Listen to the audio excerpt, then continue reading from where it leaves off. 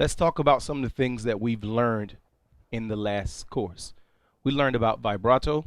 We learned about scoops or what I call bending of notes. We also learned about grace notes, how to use some of those.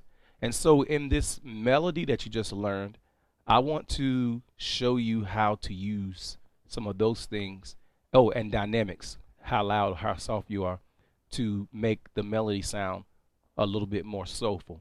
Now, keep in mind, one thing we want to do is try to sound as good as we can in the pocket. When we say in the pocket without doing anything, we want to sound as pretty as we can. And so one of the first things we want to do is have good tone without anything. But so let me put this in relation to what I'm going to do with this. What I'm going to do is I'm going to tongue my first two notes.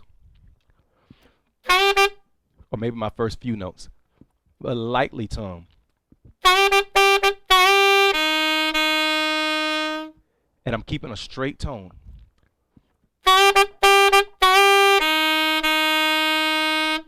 Now, after I do that, I want to end my phrase with a little bit of vibrato. Because if you play straight, this is what it can sound like.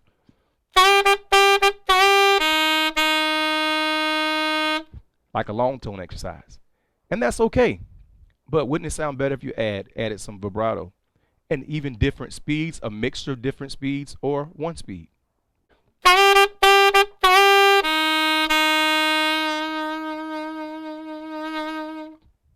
Now let me put it in context.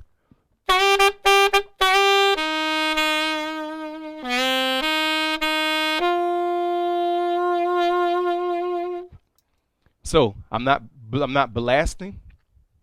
I'm not blasting what I'm doing. I'm not playing as loud as I can. But what I am doing, I am using my dynamics. I am choosing to use vibrato in places, fast or slow or straight tone. And I'm also choosing the bend notes.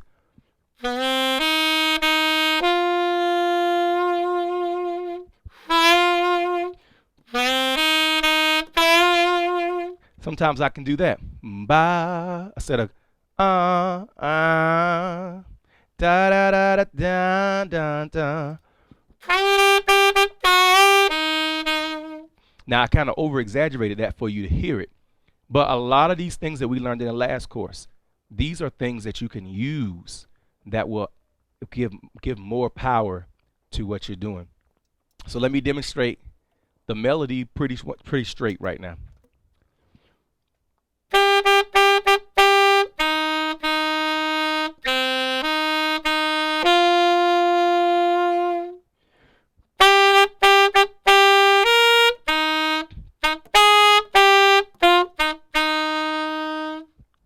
I tongued a lot and I played it very straight. But now what happens when I add all these elements that we learned? Now remember, scoops, we're using our lower jaw and we're letting it go soft a little bit, and then we're pulling it back up to get that flatness, bringing it and sharpen it back up, back to position. Same way we do vibrato, just a quick reminder of those things. So let's see what happens.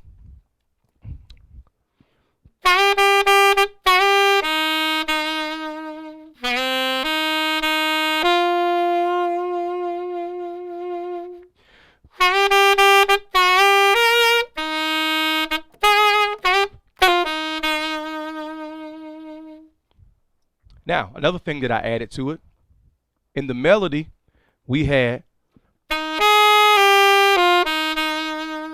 that's really what the melody is.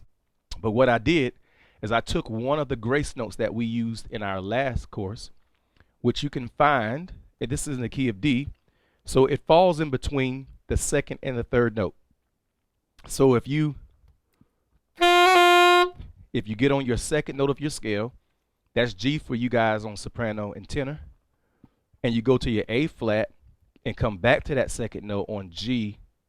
You can resolve on F and you get this. So in the key of C for us alto players, we have this.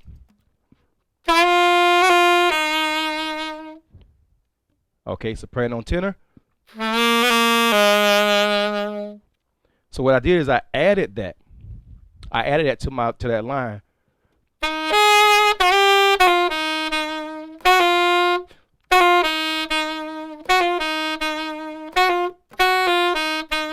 So if you play it slow, it's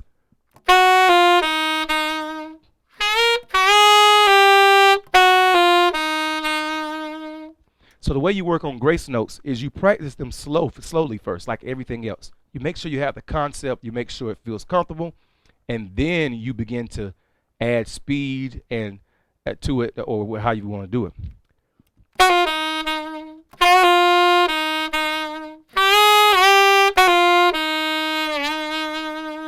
See, I deviated, but the same thing works. So far, I gave you examples of how to use in our melody things that we've already used in our last course with scoops or bending of notes, with scoops or bending of notes, with using vibrato, using dynamics, and tonguing slurring.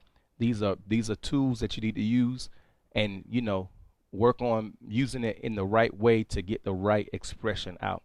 You don't have to be stuck playing any one way. All these things can be used at any time to create what you want.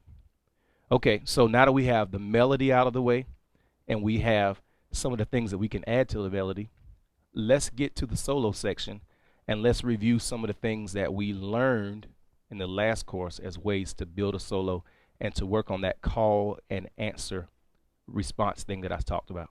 Let's go.